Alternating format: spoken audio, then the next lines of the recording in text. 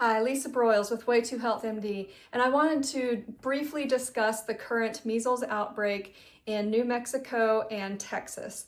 So far, there have been 146 reported cases of measles as of today, February 28th, 2025, in the area of Texas and New Mexico that has a very high rate of Mennonite communities and homeschooling communities that have chosen not to vaccinate their children. Okay, so the question that is circulating in the media is the vaccine causing the measles outbreak, or are these children getting the measles because they were unvaccinated? So the evidence shows clearly that the children that have become sickened with measles are all unvaccinated. Unfortunately, the first death of a school-aged child has been reported due to measles. This child sat in the emergency department next to a child that had measles, and that's how that child got the measles, and that child was not vaccinated. So a question that you may be asking is, can people get measles from someone that has had the vaccine, i.e. a vaccine version of measles?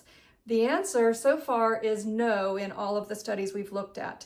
It is possible for someone to get a mild case of measles from the vaccine. So the recipient of the vaccine has a low chance of actually getting a mild case of measles from the vaccine that that person received. But so far, there is no proven transmission of the vaccine type of measles infection to anyone other than the person that received that vaccine. Okay, this is a very important distinction because there are some people claiming that some of the children sickened got sick from children that had gotten the MMR vaccine, and that is not true. So far, every single child in that case and in the Chicago 2024 outbreak that involved 60 people, all of them were unvaccinated. This can be proven with PCR technology that can distinguish between the vaccine version of measles, which again is very mild and is not transmissible from person to person, and from the wild type measles, which is extremely contagious and much more serious and deadly.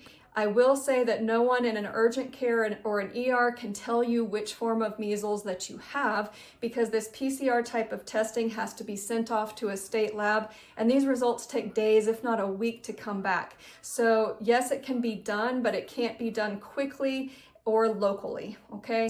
So my recommendation would be, if you do live in an area that has a current measles outbreak and you have school-aged children, I do recommend getting those children vaccinated, as measles is extremely contagious and usually causes death in about 1 in 1,000 who have gotten the illness. As we are seeing in this case, there's been 146 cases, and already we've unfortunately had the death of 1 child. So I hope that sheds some light on the current topic. Please email me if you have any further questions. Thank you.